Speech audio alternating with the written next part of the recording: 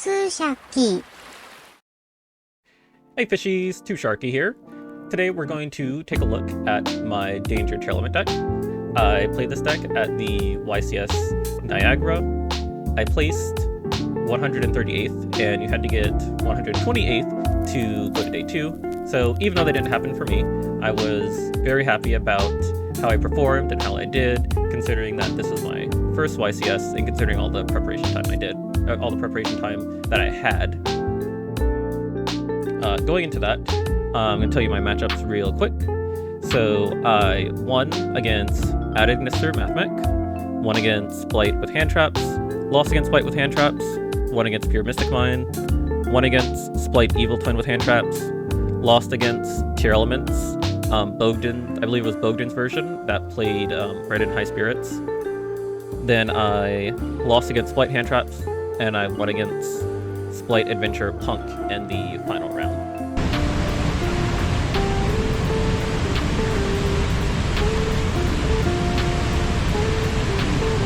So, for the Tearlament cards, just like every Danger Tearlament deck, you play all of them. So, 4 field spells, 3 Merrily, 3 Shirens, 3 Rhino Heart, and 3 Happiness. The only difference that I did that a lot of people probably weren't doing is that I was playing 1 Sleek and 1 Meta Noise. So, about these 2 cards, a lot of people value just having another good card to send when you mill, which is why they usually play like 2 or 3 of these.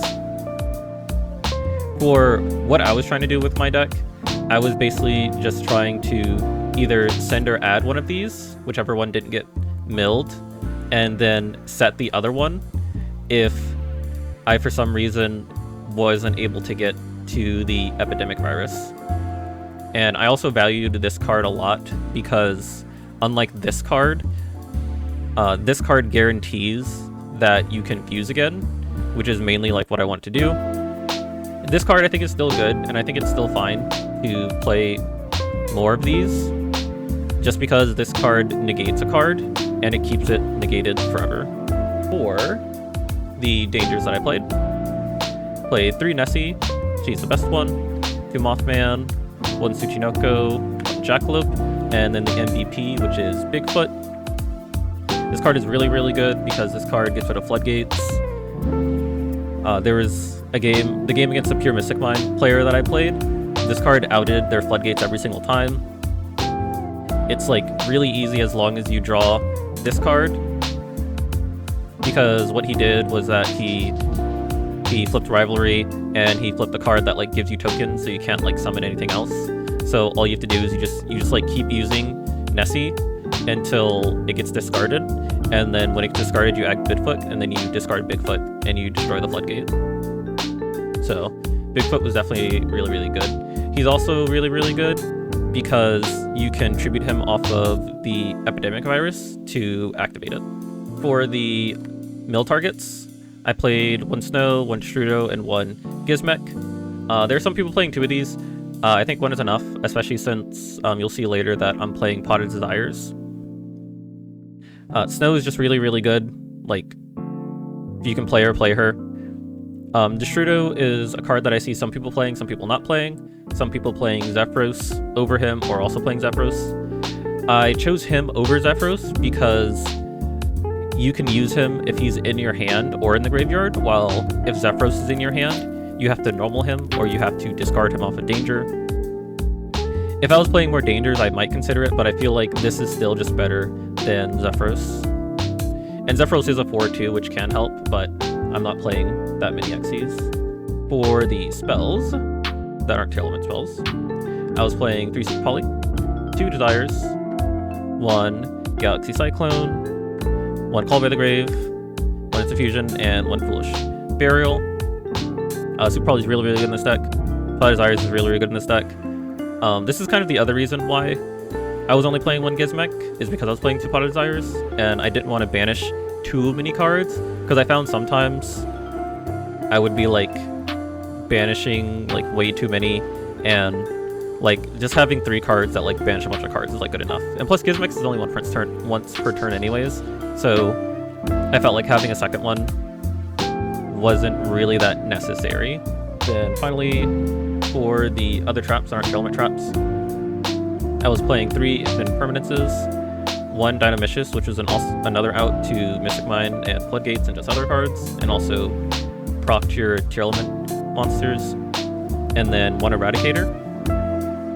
So, about Impermanence, the reason I was playing this card is because I chose to play this over main decking Dark Ruler, because this card you can use on your opponent's turn, and you can also set it and then use it on your turn, so I just thought it had more versatility in that aspect. And also, most of the time when you're playing, you can just negate 1 monster, and that's usually enough for your deck to like keep playing. I chose to main deck this card over the other virus card because most of the time what you're trying to do with like this deck is you're trying to make Elf plus Griffin, and in that scenario most of the time the only cards that beat those cards are the board breakers that people play, like Dark Ruler, so you just want to hit them out of their hand so that they can't use them, and then they have to play their monsters, which their special monsters hopefully won't do anything. So for the extra deck, for fusions, played Mud Dragon, 2 hit Kalos, 1 Garuba, 1 Sepelia, and 1 Cloudheart. This is pretty standard. Some people play 1 of this. I chose to play 2 because in case one gets DD crowed, or in a situation where one's in grave already, and I want to like make another one for the trap cards, I can put 1 back and then summon the other one. So yeah, I feel like this is pretty standard. And obviously like these 3 cards here are like really good super poly targets, and you don't need to play too many of them because they all recycle each other if you play them the right way. For XYZs, I only played 1 Abyss Dweller, so this was purely for Tier Elements or any other graveyard deck. I don't think I ever summoned this. I did face Tier Elements once, but I tried to be tricky and go second against them. I didn't really have a lot of practice against them, so my plan was just like Dark really evenly them. I didn't draw both, so that didn't happen. And they just Abyss Dwellered me and I lost, so yeah, just go first and Abyss Dweller them. For the Link monsters, I played 1 Charmer, 1 Elf, 1 IP, 1 Curious, 1 Unicorn, 1 Zero Bolos, 1 Griffin, and 1 Goddess. IP is a card that I was iffy about, but I chose to play it anyways, and I'm glad I did, because IP is a good generic Link monster that you can make when you don't want to make Dark Charmer because they have no darks in their graveyard. Also, if you make her an Elf, you can go into something like Unicorn after using Elf, or you can go into Zero Bolos, or even Griffin. So I feel like IP was just like a really good inclusion. I also included Unicorn, which I don't believe a lot of people were playing, because this was just another good Link 3 that you could go into that would remove a card off of the field that your opponent like either had to negate, and also, like I said, something you can go into on your opponent's turn. So this card was just like, it was just pretty good. It was another like, this could like be anything, but I think this is a very good option. I didn't play Bomber Dragon because I felt like this was better, and I also felt like I wasn't going to make a Link 4 often enough to play more than like these 3, so I just chose to like cut it entirely, and I actually cut it for the Griffin because I felt like Griffin plus Elf is like so much stronger. Goddess wasn't the final inclusion. I definitely knew I wanted to play this card, and this card was really good because it outs any problem monster that your deck just like can't deal with. So for instance, against the Adagnister Mathemic player that I faced, this card came in very handy, and I believe I used this card 1 or 2 other times after that, but I don't exactly remember when it was. So Goddess, definitely really good. Finally, for the side deck, for going second, I played Evenly Dark Ruler. So through all of my testing and all the research I did, I found that this combination was a combination that beat most decks. Like, you could play a lot of like different side deck cards, like Lava Golem, like Sphere Mode, like Incarnation.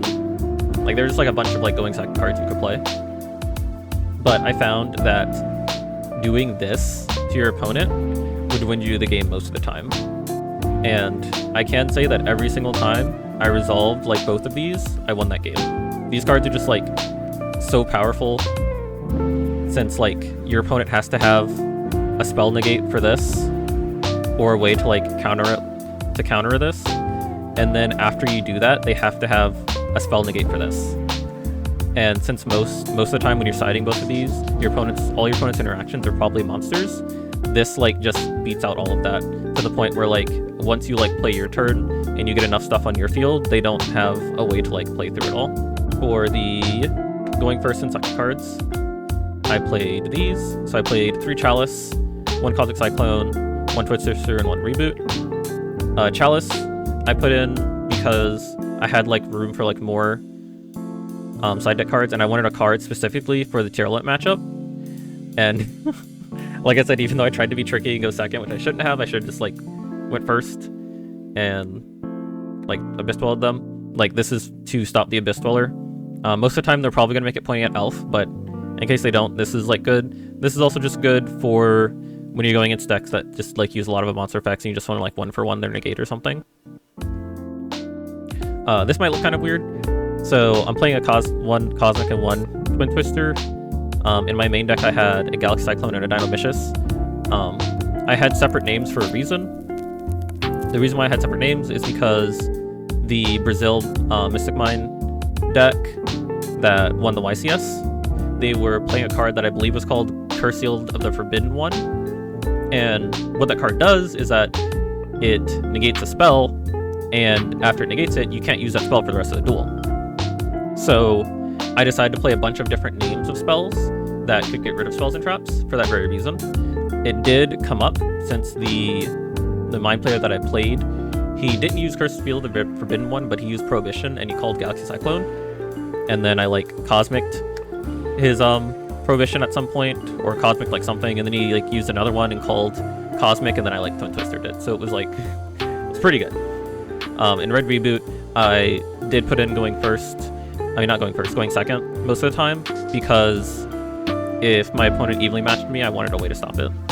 And then for going first, I played the Ladybug for time, which I did side this every game 3. It never came up because none of my games ever went to time, but if they did, I have 1,000 more life points, and that's cool. And then I played the 2 virus cards for the decks that it mattered against. I didn't play more Epidemic Viruses, I didn't play more of these because I'm playing Curious, and you send the card that you need, like whatever trap you need, whatever spell you need, you send it off of Curious, and then you reset it. So, very, very, very good. So, along with that, what changes would I make to the deck? So, one thing that I've been thinking about is playing another Bigfoot, just because this card's really good at outing Floodgates and other problems. And also, since I'm maining the Epidemic Virus, just having another monster that I can tribute off of it is really good. I might also consider playing Thunderbird, but I think Bigfoot's just like better because he's bigger. And most of the time you're trying to deal with the cards that are already face up, not the cards that are set. Another thing I would consider is possibly cutting Chalice. So the one thing is that I put this in for the Tearlament matchup, but I also wasn't really familiar with it because I didn't face Danger Tearlament or Tearlament that much for that matter before this tournament, and I only faced like one of them. So if I got more practice with the matchup and I found that like I didn't need this card, I would cut this for something else. I don't know what I would cut it for, but I would cut it for something. Or if I found that like there was a better card to put in for the matchup, then I would cut that out and put that in. I know like Nibiru is a lot of things that people side for the Tearlament matchup, but I feel like most of the time they just play around it. So I didn't feel the need to like play Nibiru. And so this deck, I think this deck is like really, really good. I think this deck performed very well. There were definitely times where I could have just played better, and I think I would have had a better chance of winning, but I'm okay that that didn't happen. I do think that surprisingly, this deck hard loses to like a certain deck. And right now, I think that deck is branded Tearlaments. In all the testing that I did, almost, I would say like 90% of the time, whether I went first or second, I would lose to branded Tearlaments. And it might just be that like I don't know like the matchup well enough or know how to play the deck well enough to like beat it. But I will be doing a profile later on that deck, so look out for that. And besides that, thanks for watching, and you can never be too sharky. Bye bye.